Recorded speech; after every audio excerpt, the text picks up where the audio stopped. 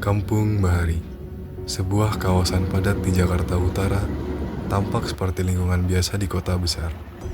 Namun, di balik hiruk-pikuknya, tersembunyi ancaman serius dari jaringan narkotika internasional. Indonesia, yang menjadi titik persilangan peredaran narkoba di Asia Tenggara, kini menghadapi ancaman nyata yang menyusup hingga ke kampung-kampung kecil seperti ini.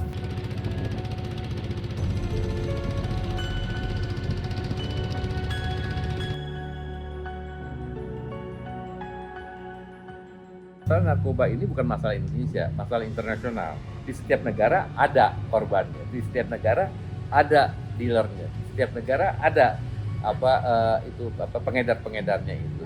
Jadi bisa lintas negara dia gitu ya. Jadi bukan hanya di Indonesia tapi di negara-negara lain.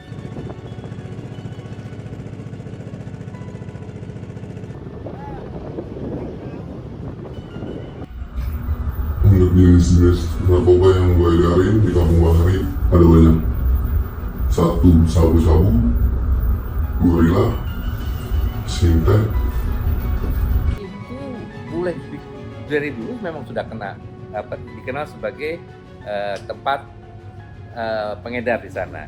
Tapi begitu oknum polisi dari Sumatera menjual barang buktinya ke Kampung Bahari, maka Kampung Bahari menjadi populer sebagai sarang narkoba gitu ya. Padahal sebetulnya dari dulu memang dia udah menjadi daerah tempat transaksi narkoba. Untuk pasokan bahan-bahannya itu sebagian ada yang dari luar negeri dan ada yang dari dalam negeri.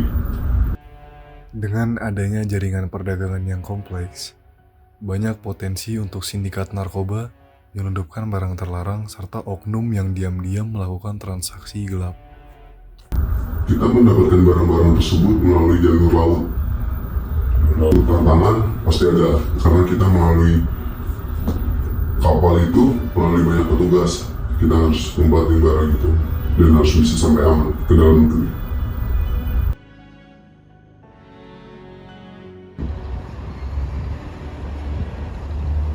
Dan ini produsernya di Golden Triangle itu untuk Asia itu. Nah, mereka masuk lewat laut, lewat kapal, diselundupkan ke pantai-pantai di Indonesia. Kemudian ada oknum aparat yang mau bekerja sama mereka, akhirnya mereka bisa lolos. Kemudian ada kaki-kaki tangannya yang mau mendistribusikan, dan itu menyebar kemana-mana karena ada potensi pasarnya, yaitu anak dari kelas atas, kelas menengah, kelas bawah, yang imannya kurang, yang kemudian salah pergaulan. Sisi itu ada sumber-sumber narkoba atau ada kawasan-kawasan yang rawan narkoba seperti Golden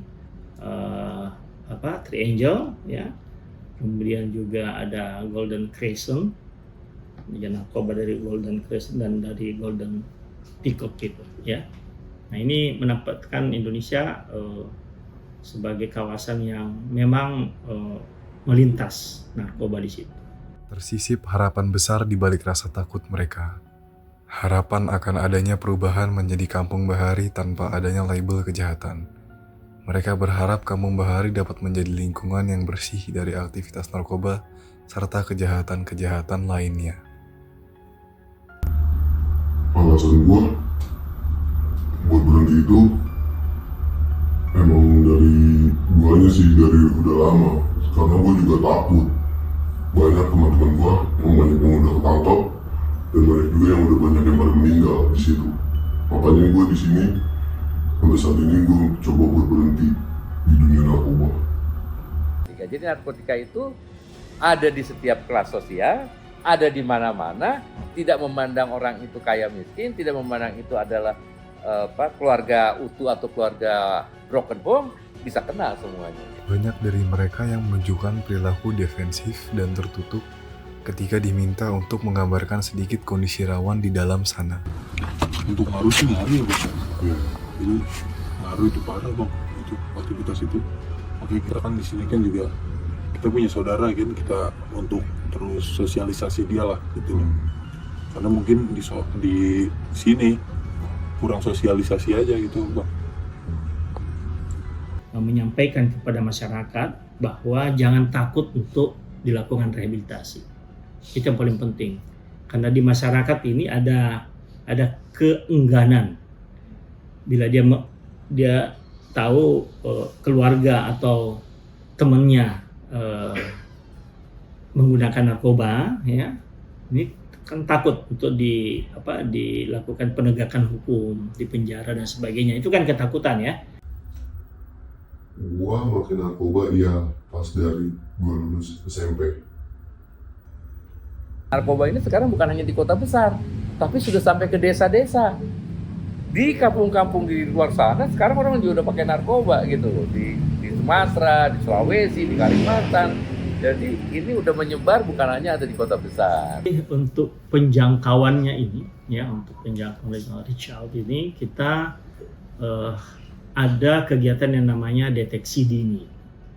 Deteksi dini itu kita lakukan screening, ya, screening terutama di daerah-daerah rawan.